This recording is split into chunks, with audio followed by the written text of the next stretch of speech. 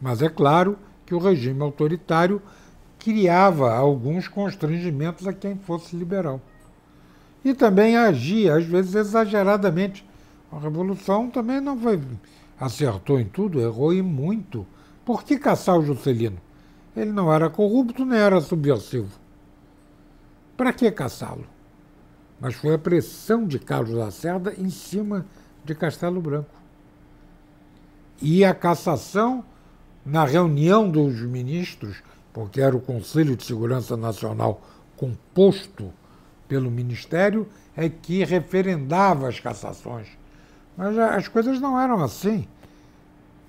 Roberto Campos, que havia trabalhado com JK, ajudado junto com Lucas Lopes a criar o plano de metas, ele disse a Castelo Branco: eu não posso votar a cassação de Juscelino porque ele não é corrupto nem subversivo. E eu o conheço bem. E o presidente Castelo Branco respeitou. E disse isso aos demais ministros na reunião. E perguntou se alguém mais queria se manifestar. Ficaram todos quietinhos. Quando também no AI-5, todos, muitos que posavam depois de constrangidos, já assinaram, exceto o vice-presidente Pedro Aleixo, notável jurista, revolucionário, foi ministro da Educação de Castelo e vice de Costa Silva, mas nunca abandonou os seus ideais de um homem da lei e, portanto, ele não concordou com o AI-5.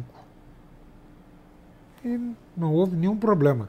Mais adiante, é claro, quando Costa e Silva caiu doente, é que ele foi impedido de tomar posse, lamentavelmente.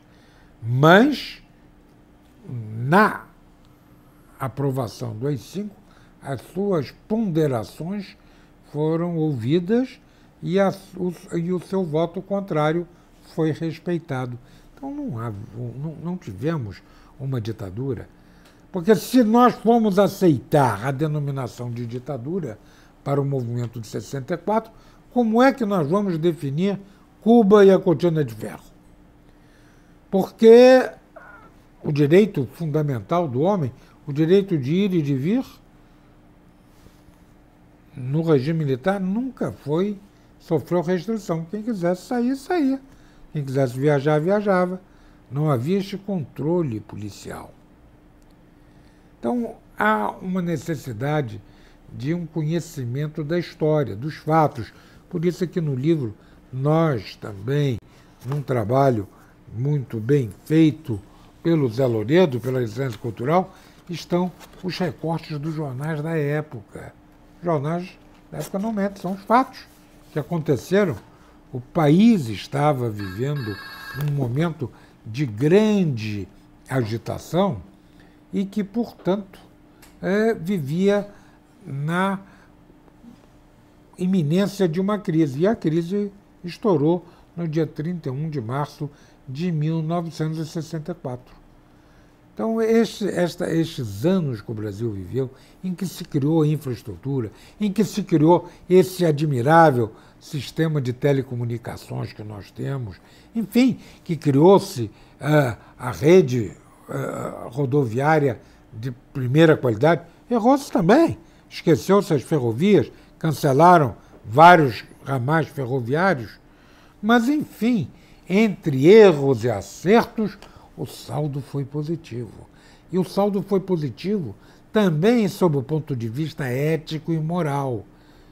Você não conhece um militar do tempo do regime que tenha saído rico. Os filhos tenham saído ricos. Estão todos aí trabalhando, muitos levando uma vida difícil.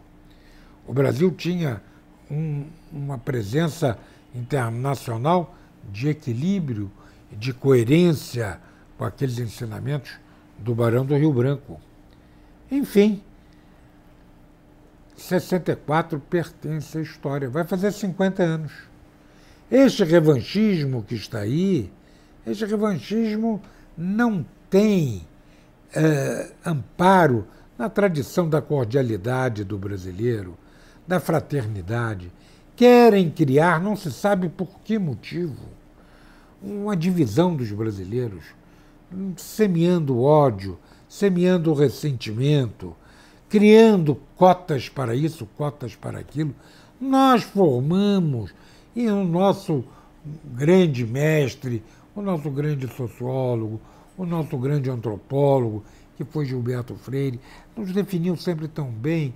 É um povo multirracial, um povo com várias crenças religiosas, um povo em que não há racismo, não há discriminação religiosa e muito menos racial. Procurou-se criar as tais cotas, cota disso, cota daquilo.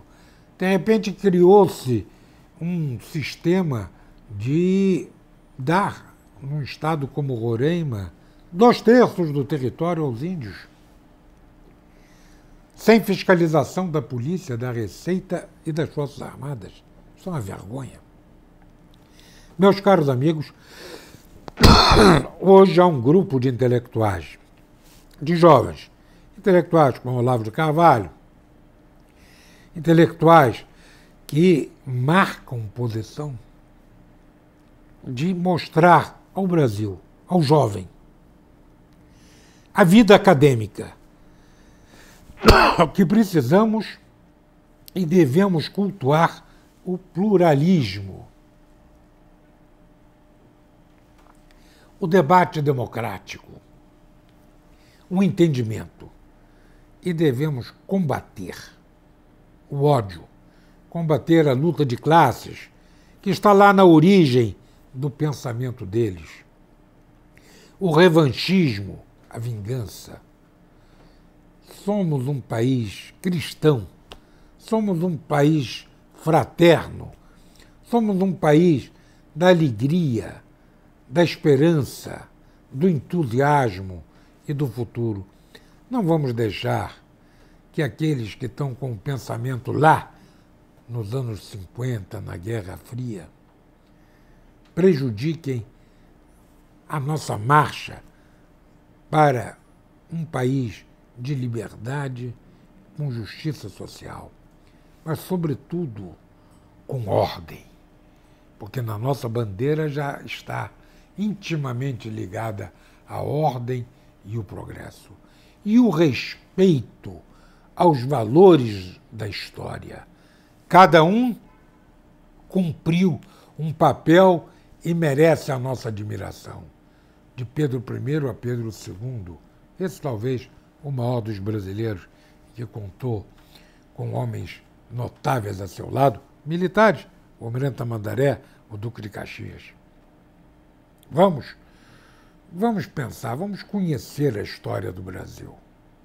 O Brasil será melhor assim. Eu quero dizer a vocês do meu reconhecimento, da minha fé na juventude brasileira e do meu reconhecimento a José Louredo Filho e a sua editora, a Livraria Resistência Cultural do Maranhão, que trouxeram esse debate através deste livro, que vocês encontram através da editora pela internet, em algumas livrarias que eles poderão informar, porque é fundamental que no Brasil haja isto, a resistência cultural, a resistência democrática, a resistência do espírito.